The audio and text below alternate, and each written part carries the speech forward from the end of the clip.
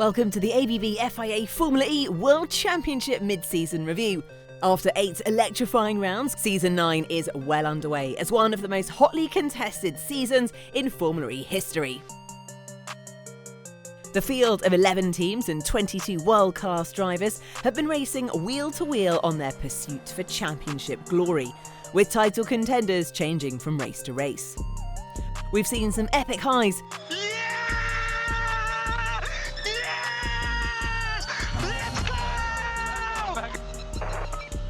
and some lows, and a whole host of twists and turns. I mean, my lip reading's not great, but I don't think there's any words needed, to be honest with you. Difference of opinion. But with an ever-changing mix of drivers on the podium, the 2023 title is still wide open. At the halfway point, this is how the calendar is shaped up so far. Kicking off at the iconic Autódromo Hermanos Rodriguez circuit in Mexico City, one of our biggest events of the season, hosting over 30,000 fans, before visiting a familiar night race under the lights in Diriyah, Saudi Arabia. Followed shortly after by all new circuits in Hyderabad, India, Cape Town, South Africa, and Sao Paulo in Brazil. Before finally rounding up the midway mark with a double header at our most visited track in Formula E history, Tempelhof in Berlin.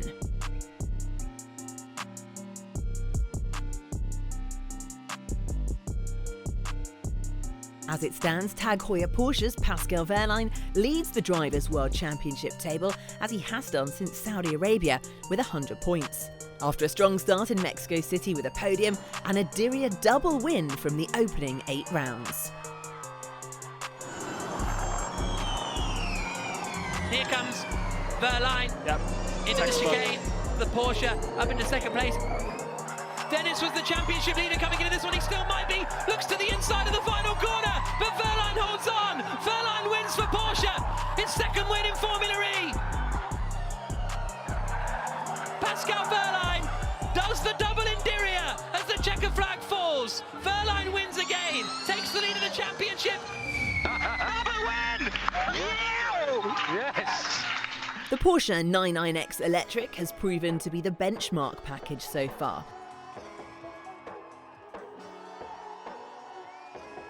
With VEHRLEIN winning 2 of the first 3 races and Jake Dennis in the Avalanche Andretti customer Porsche managing a win at the opening round in Mexico City and 2 second-place finishes in Diriyah to start the season in style.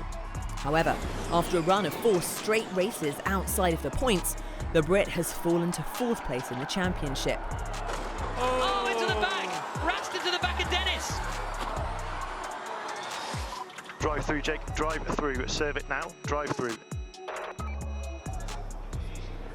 He's out of the race, Jake Dennis, and out of the car at least.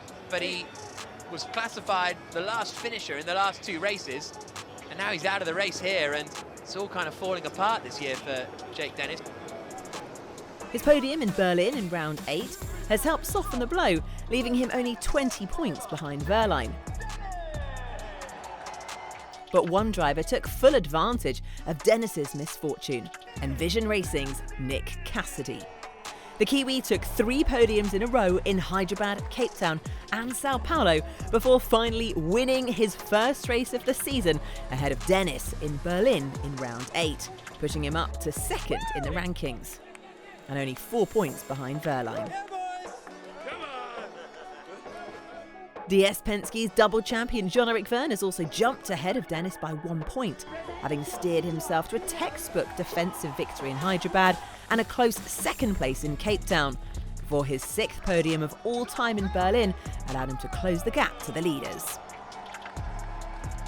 Jaguar's I-Type 6 has looked equally as, if not more potent, than the Porsche-powered cars for most of the season. However, for Jaguar TCS Racing Team, Hyderabad was a weekend to forget. Wait, Sam Bird! Super Leader's teammate! The 2 Jaguars collide! Bird hits Evans!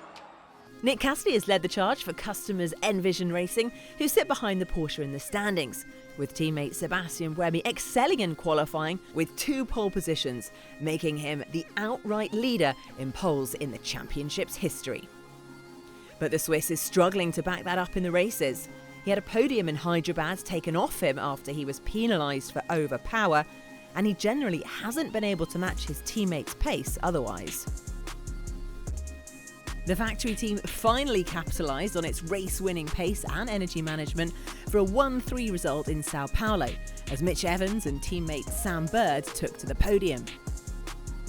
Cassidy's right there. It's 3 for the lead with 2 turns to go in round 6 of the Formula E World Championship, and Cassidy sends it to the outside, coming into turn 10. It's bold, it's ambitious, and it doesn't come off unless he thinks about it in the final corner. It crossed his mind, he doesn't do it. The checkered flag falls, Evans wins in Sao Paulo. Magnificent race, magnificent win for Jaguar. It's a 1-2-3 for Jaguar powertrains. Evans the winner on the top step of the podium. Big day for Jaguar. They backed that up with the team's first ever 1-2 finish in Berlin in round 7, with Evans once again coming home ahead of his teammate. They now only find themselves 30 points behind Porsche in the team standings, though there's half a season of racing still to come, and in Formula E, that's plenty of time for all change. Antonio Felix Costa had seen races scuppered early in the season. Contact at turns 1 and 2 in Diriyah a prime example, and had fallen away from VEHRLEIN despite the prowess of the Porsche beneath him. Yeah, box for front wing. Copy, box for front wing. Ah man, such a good start. The guys in front of me crashed. I had nowhere to go. Since Hyderabad though, he's been making ground on his German teammates with a podium in India, then a stunning last-gasp victory in Cape Town with an unforgettable move on former teammate VERGNE. Da Costa's got a great run off turn 7 onto Beach Road. Is he going to go for it again into 8? Weaving all over the back. He's going for it. This cannot end well. He's done it. Oh my God. What? Antonio Felix da Costa with a farcical move for the lead of the Cape Town E-Prix. Look at this from the Portuguese. There's no room, but he just sends it round the outside. That was 10 out of 10 risk. 10 out of 10, but it paid off. Oh! And now it's time to celebrate and toast with Moët! VEHRLEIN's recently been struggling more than Da Costa in qualifying, with pace over 1 lap, and one strong double-header could bring him right back into the mix. However, it wasn't to be in Berlin, as both Porsche drivers struggled at their home race. Da Costa saw his early season luck return in round 7 after coming together with Jake Dennis. Super late on the brakes! Dennis! Dennis has thrown it into the barriers!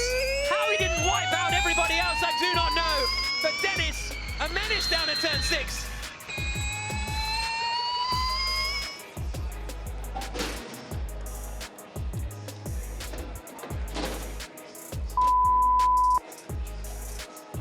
Before he crossed the line in 5th position in round 8, Porsche's highest finishing position over the whole weekend. Reigning champion Stoffel Vandoorne is yet to get the most out of the DS Penske, unlike his teammate VERGNE, and sits 11th in the standings, 74 points back.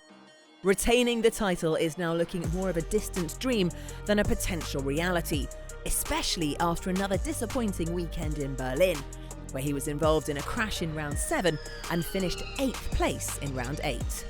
Vandoorne, we're on board with him. Ticktum is ahead, trying to go around the outside of the Porsches. So Vandoorne thinks, oh, I'll go around the outside of you.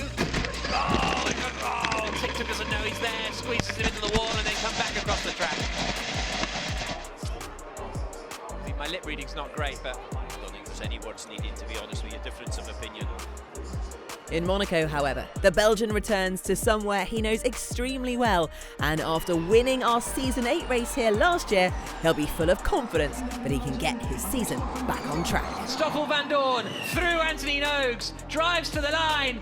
Stoffel Vandoorne wins the Monaco E-Prix and moves to the lead of the championship. Yes, boys. This is the one! We just won Monaco!